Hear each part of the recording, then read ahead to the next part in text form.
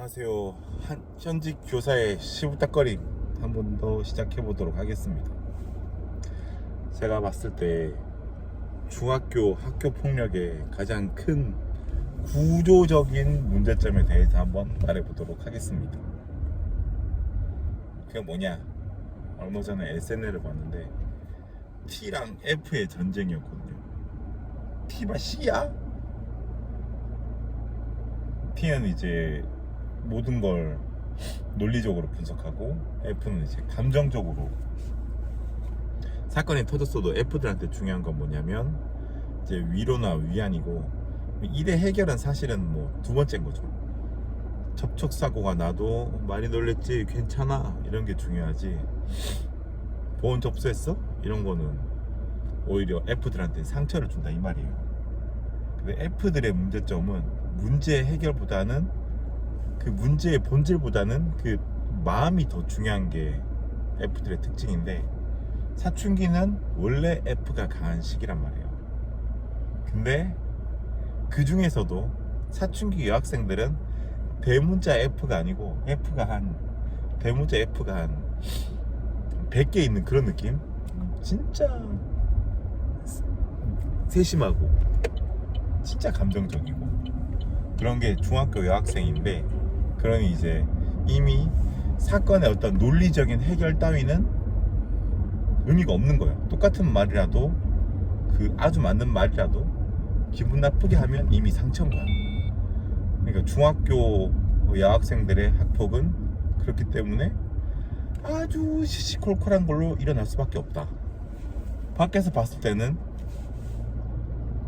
화장실 같이, 저 키보드 봐라. 화장실 같이 안 간 게 무슨 상관이야? 근데 여자애들한테는 우리가 6명이 한 팀인데 나 빼고 5명이 화장실을 갔다? 이거는 정말 치명적인 거야. 이게 왕따인 거지. 따돌림이 되고.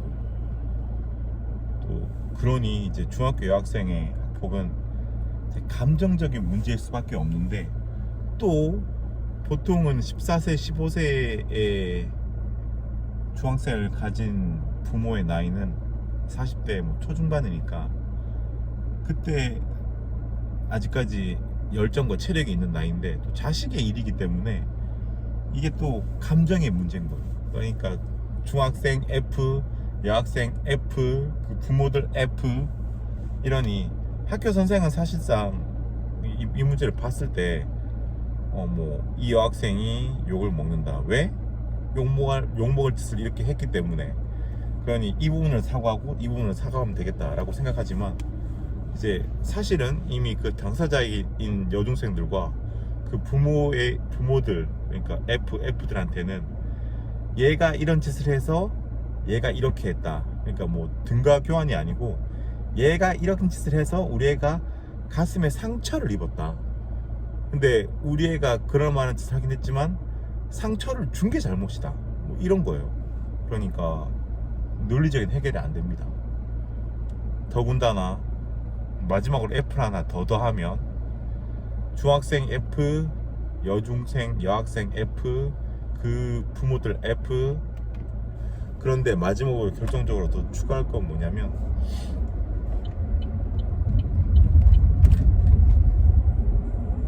뭐였지? 저 신호대기 때문에 까먹었네. 중학생 F, 여학생 F, 부모들 F. 까먹었습니다. 마지막 건 뭐다? 여학생들 무리 F. 에일리언 말고 에일리언스처럼 그 여학생들이 되면은 더 심해지는 게, 이게 극 F들이기 때문에 아까 말씀드린 것처럼 정확한 사실의 인과관계에는 의미가 없는 거예요. 예를 들어 내 친구가 잘못을 했어. 내 친구가 누군가의 뭐 화장품을 쓰고 빨리 돌려주지 않았어. 그래서 걔가 상처를 받았어. 그럼 내 친구가 잘못한 게 맞잖아요.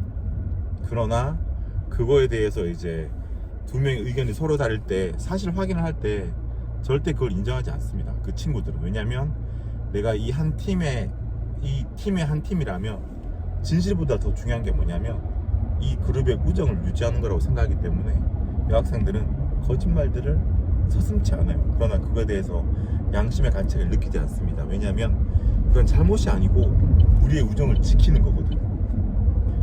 그러니 중학생 F, 여학생 F, 부모의 문제 F, 그리고 그 무리를 띈 여학생들의 우정 F, 이 4F, F4가 모이면 아무리 경험 많고 노련한 교사라도 털릴 수밖에 없습니다. 이 사실이 중요하지 않거든. 그때부터는 사실이 중요하지 않아요. 이 상처받은 마음에 대해서 사과를 해야 되는데, 사과를 하려면 뭐 사실이 인정이 돼야 되는데, 일단 사실의 인정도 확인하기 힘들고, 사실이 인정된다 하더라도 그 사실이 중요한 게 아니거든요. 그 상처받은 마음이 중요한 거지. 그래서 보통 답이 없습니다, 그렇게 되면. 그러니 자, 현직 교사가 알려주는 첫 번째 꿀팁, 자신의 자제가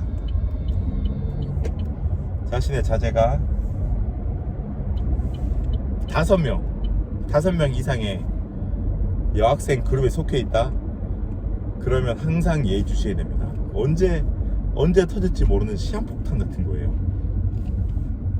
특히 내 딸이다. 내 딸이 그룹이 5명이 넘는다. 그러면 언제든지 누가 나를 왕따했네, 아니면 왕따했다고 가해자로 몰렸네, 이런 일이 발생할 수 있습니다. 그러니 꼭 애들이랑 항상 대화 나눠보시고, 친구들 막 5명, 6명 데리고 집에 들어온다? 극도로 경계하십시오. 답이 없습니다. 이 F4들 걸리면 그냥 그 F4들이 문제가 발생하면, F5 마지막 하나 더 할게요. 중학생, 여학생, 그리고 부모의 자식의 일이기 때문에 감정적일 수밖에 없어요. 왜냐면 아직까지 원숙하지 못한 부모들이기 때문에, 처음 사춘기를 접하는 40대 부모들이기 때문에 그들도 F입니다. 그러니 여학생 F, 중학생 F, 사춘기 부모의 F, 여학생 무리의 F. 그래서 이 문제가 발생하면 또 당연히 상대방 부모를 만나잖아요. 상대방 부모도 F예요. 그러니까 여기서 만약에 뭐 학폭 담당 교사가 입 바른 소리로 얘가 사실은 이런 데 한 게 사실은 욕먹을 만한 짓입니다, 이런 말 하잖아요. 바로 사달입니다. 그러니 이건 뭐 구조적으로 문제가 생길 수밖에 없고, 여학생의 5명 이상의 무리는 또 그렇기 때문에 이 일을 담당하는 교사는 구조적으로 감정의 쓰레기통이 될 수밖에 없어요. 부모들은 F고 애들도 F고, 중요한 건 그 마음이고. 그러니 이제 이 영상을 혹시 보신 부모님들은 이런 상태구나 라고 좀 인지해 주시면 좋겠고, 이 영상을 혹시 보시는 학폭 담당 교사분들께서는 이게 어쩔 수 없구나, 구조적으로 이렇구나. 만약에 이제 내가 여중에 있는 학폭 담당인데 내가 남자다, 그럴 경우에는 속이 새카맣게 타들어갈 수밖에 없어요. 약간 이런 부분에 대해서 미리 사전에 인지하시면 고통이 덜 하실 겁니다. 그리고 부모님들도 이런 문제 피하고 싶지 않으면 따님들의 어떤 친구 교우 관계가 되게 막 많고 인스타에 5명씩 6명씩 사진 올리고, 그럼 경계하십시오. 항상 예의주시하시고, 해결책은 그 중에서 가장 결이 맞는 친구하고만 지내고, 2-3명? 최대 2-3명? 나머지하고는 그냥 되면 그냥 최소한의 호의만 보이는 관계가 중학교에서는 좋습니다. 그나마 고등학교 가면 좀 더 어른스럽기 때문에 중학교만큼 택도 아닌 일로, 말도 안 되는 일로 학폭이 일어나지 않거든요.